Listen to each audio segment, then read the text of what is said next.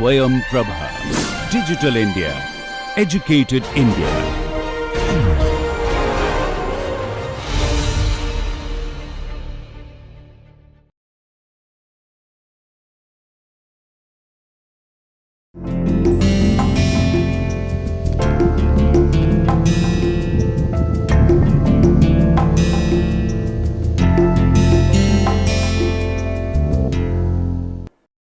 Hello, welcome to Introduction to Composites.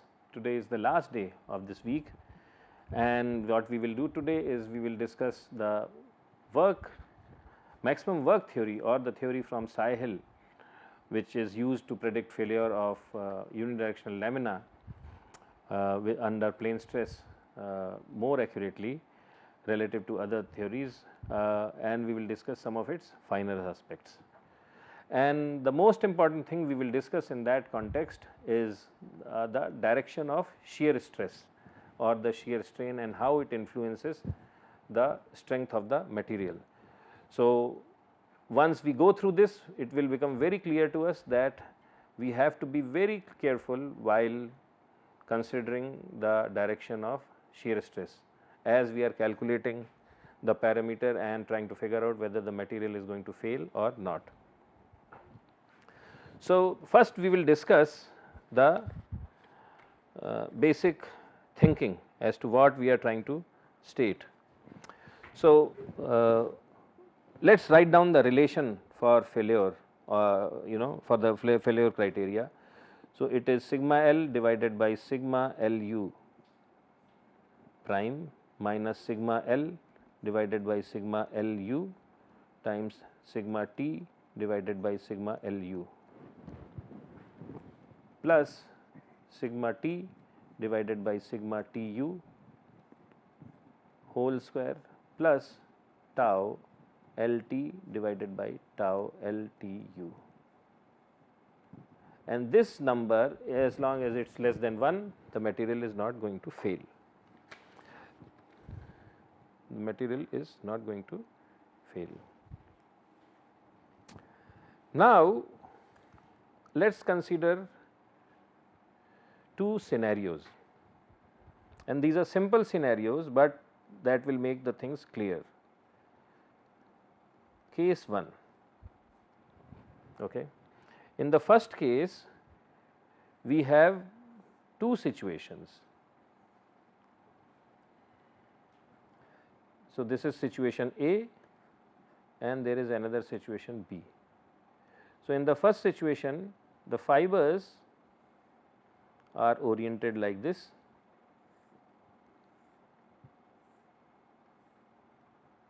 and in the second situation also the fibers are oriented in the same way.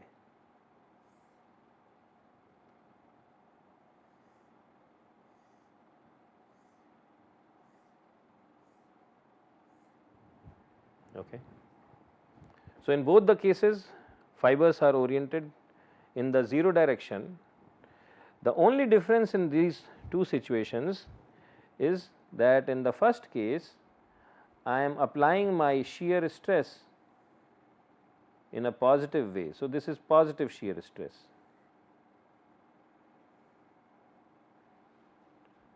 So, this is tau xy is positive, and in the other case the shear stress is negative.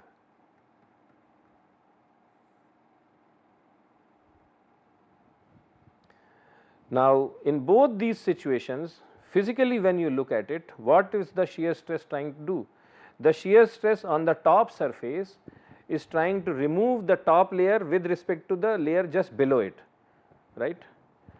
This top layer, it is trying to remove this top layer with respect to just the layer below it. That is what the shear stress is trying to do. Same thing this guy is also trying to do. So, so this is what it is trying to do, okay. And the same thing is happening in the other situation, and the resistance from the material because of its stiffness is going to be the same. So, in case in the first case, this situation and this situation will not give us any different results. Okay. They will both fail at the same value of tau xy. Look at the relation for psi hill. If I look at both these cases, sigma L is 0, sigma T is 0. The only thing which is non-zero is tau LT, because tau xy is same as tau LT, right. Tau xy is equal to tau LT and sigma L is equal to sigma T is equal to 0 for both cases. Okay. So, what that means is whether the shear stress is positive or negative, if the failure shear stress will be same for both the situations, because I have a square term here. So, then right, so it does not matter. Next, look at case B, and this is where you will see the difference, case B. So, here also we have, oh I am sorry, it is not case B, case 2. And here we have two situations. In the first situation, we have fibers oriented at 45 degrees, and in the other situation also fibers are oriented at 45 degrees.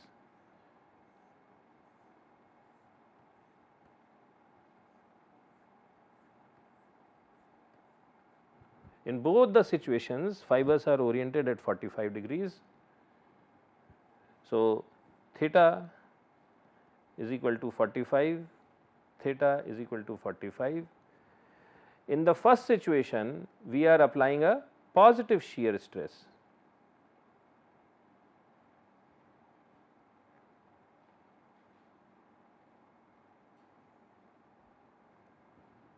In the first situation, we are applying a positive shear stress, and in the second situation, we are applying a negative shear stress.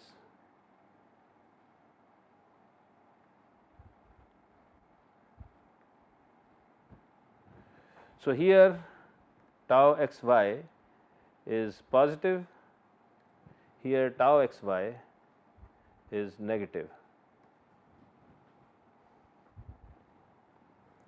Tau xy is positive and tau xy is negative.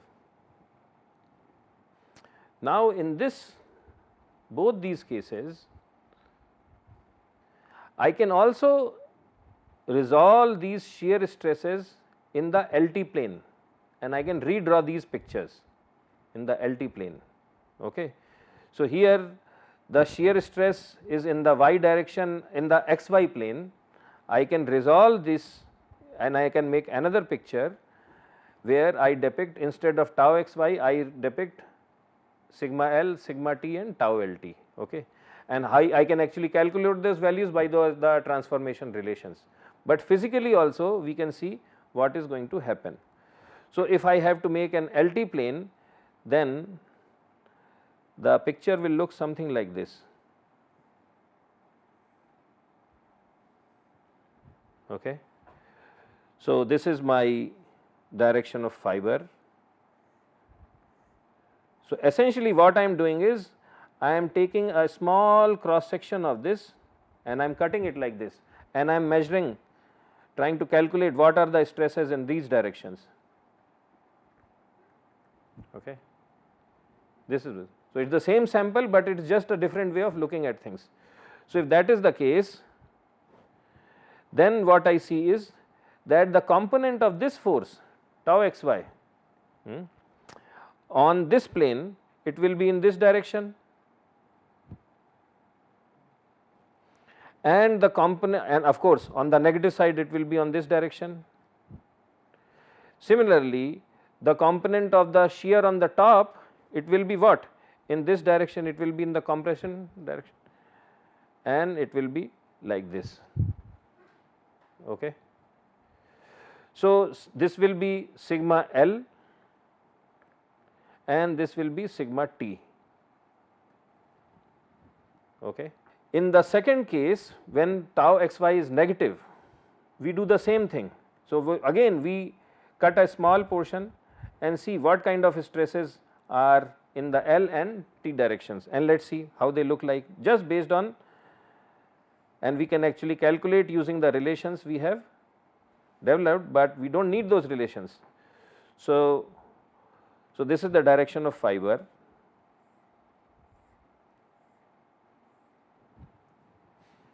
and when you look at the shear stress on the positive surface, shear stress on the positive surface is going in the negative x, in the minus y. So its component is going to be compressive in nature, and on the opposite side, I mean, same thing will happen, right. Similarly, the top surface, it will generate a tensile stress on these two surfaces. So here sigma L is compressive and sigma T is tensile. Okay. Now, when you look at these two pictures, what is it that you see? Which one is going to fail earlier? Here, because I am pulling in the tensile direction, the chances, see here I am compressing in the transverse direction.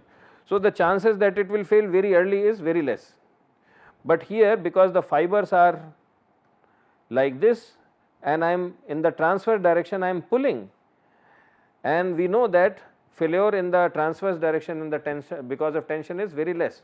So this can fail much earlier, and the first situation will fail later, because of the role of sigma t, because typically sigma t u is much smaller than sigma t u prime. Let us look at some of the numbers which we had cited earlier. For instance, we in one example we said that, for instance, in this composite, look at this, sigma t u prime is 610 MPa, but sigma t u is extremely small, 72. So the point what I am trying to make is that in the transverse direction, the tensile strength is extremely small. So the strengths, if the shear, if the direction of shear changes from positive to negative, it can have a very significant impact on the strength of the material. So we will make this thing a little more clear by doing an example.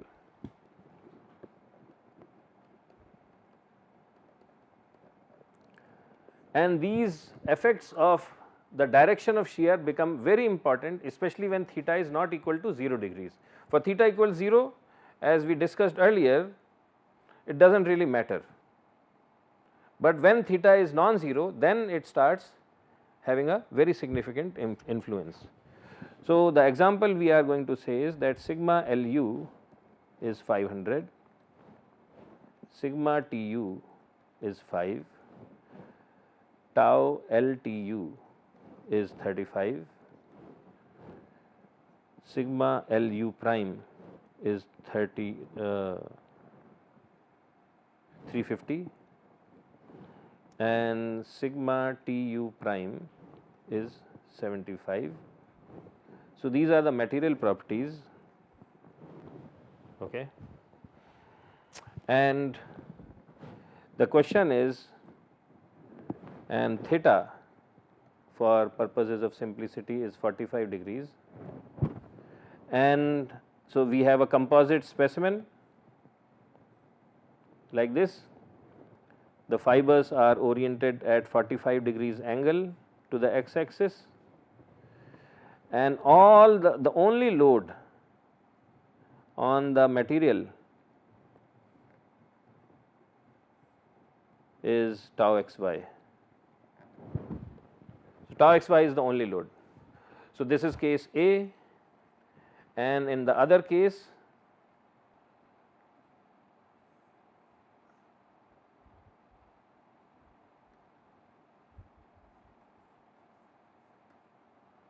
So, here the shear stress is negative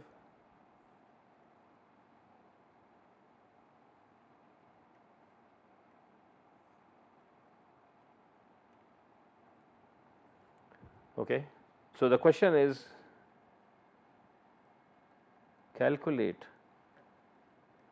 tau xy max for cases A and case B. What is the maximum shear stress this kind of a material can handle? Okay. So, first we will do case A. So, what we have to do is we have to first calculate in terms of tau xy, sigma L, sigma t and tau LT. Okay. So, case A, theta is equal to 45 degrees, and so with that sigma L is equal to tau xy, right, because it is tau xy cosine square theta, okay, and this is sigma t is equal to minus tau xy and tau LT is 0. So, you do the calculation sigma L is tau xy divided by 500 square minus tau xy square divided by 500 times 350 plus tau xy square divided by sigma tu square, which is 350 plus 0. Okay. And for failure this should be equal to 1. So, tau xy works out to 75.36 MPa. So, this is for case 1. Now, in case B, theta is equal to minus 45 degrees. So, sigma L is equal to minus tau xy, sigma t is equal to plus tau xy and tau LT is 0. So, we again do the thing. So, tau xy by, so instead of 500 now I have 350 square minus tau xy square divided by 500 times 350 plus tau xy square, and this one makes a really big difference, divided by 5 square, and this for failure should be 1. So, tau xy max is equal to 5 MPa.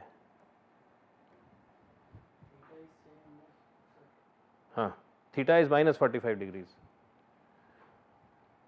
or you can say theta is same, but tau xy is negative of tau xy, it is the same thing. Okay. So, you get 5 MPa. So, the point what I am trying to make is that just by change of the direction of shear it can have a very significant impact.